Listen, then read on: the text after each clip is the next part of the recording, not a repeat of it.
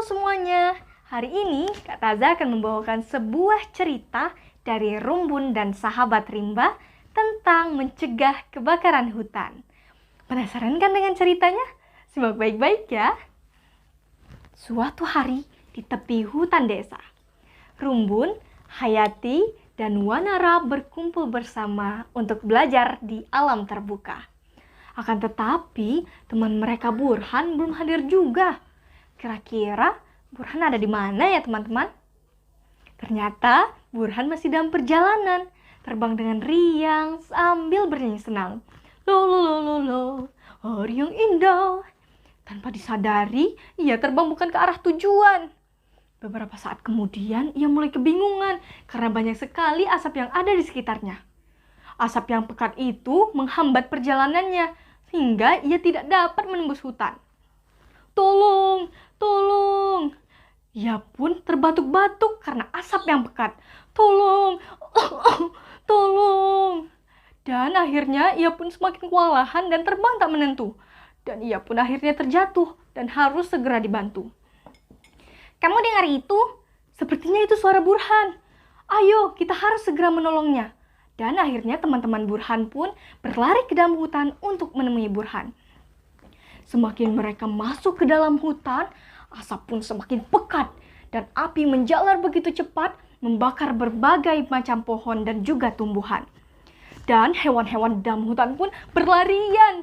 Mereka semua takut dan panik dan situasi pun menjadi sangat kacau. Dan tidak hanya di dalam hutan, api juga masuk ke dalam pekarangan rumah para petani yang ada di dekat hutan. Lalu bagaimana dengan Burhan? Burhan selamat, tetapi ia merasa sangat kesakitan. Oh, mataku perih, nafasku sesak, dan aku tidak bisa terbang. Oh.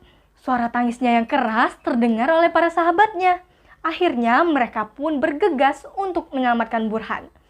Setelah menemukan Burhan, Rumbun dan sahabat rimba pun akhirnya sepakat untuk menyelidiki penyebab kebakaran hutan itu.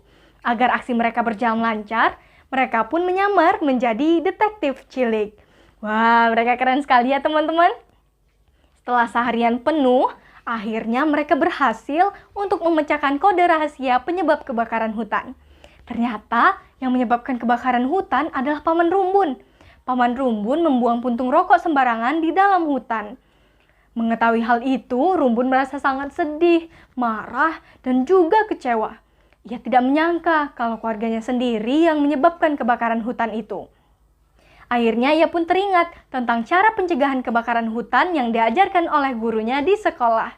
Untuk mencegah kebakaran hutan, kita tidak boleh membuka lahan dengan cara membakar. Tidak membakar sampah kertas dan makanan, lalu dijadikan pupuk kompos. Dan kita tidak boleh bermain korek api atau bahan lain yang mudah terbakar di dekat hutan. Setelah itu, Rumbun dan sahabat rimba akhirnya membuat poster tentang cara pencegahan kebakaran hutan. Poster itu ditempel di desa mereka untuk mengingatkan warga desa agar berhati-hati dalam melakukan kegiatan yang dapat menyebabkan kebakaran hutan.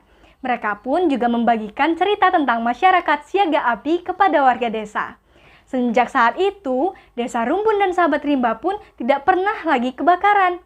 Dan desanya pun menjadi damai dan indah kembali. Nah, sekian dulu ya cerita dari Kak Taza. Terima kasih sudah mendengarkan. Sampai jumpa.